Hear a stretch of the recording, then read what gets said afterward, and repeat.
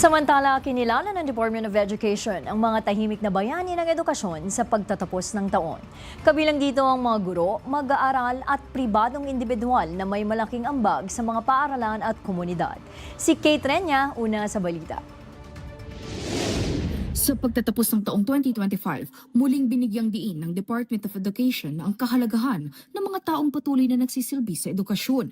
Sa pamamagitan ng programang DepEd Heroes, binigyang pugay ng kagawaran ang mga guro at education partners na tahimik ngunit masigasig na tumutulong sa mga mag-aaral, paaralan at mga komunidad sa iba't ibang panig ng bansa. Sa unang anibersaryo ng panunungkulan ni DepEd Secretary Sani Angara, pinangunahan niya ang pagkilala sa mga DepEd Heroes, mga individual at grupo na may malinaw at konkretong ambag sa sektor. Ayon kay Secretary Angara, nagsisimula ang tunay na pagbabago kapag may isang taong handang tumulong at kapag may sumunod, mas lumalakas ang epekto nito sa mga paaralan at komunidad.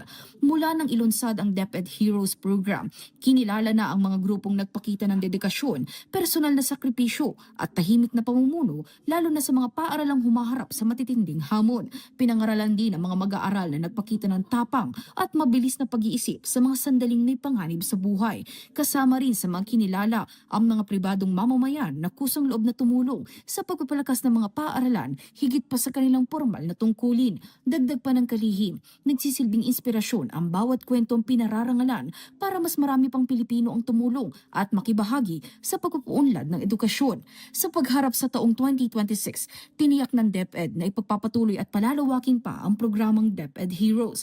Layunin nitong makilala pa at masuportahan ang mga araw-araw na bayani ng edukasyon, mga taong patuloy na nagbibigay ng inspirasyon at pag-asa sa ating mga paaralan at komunidad. Nauuna sa mga balitang totoo at laging bago, Kate Renya, Alauna sa Balita, Congress TV.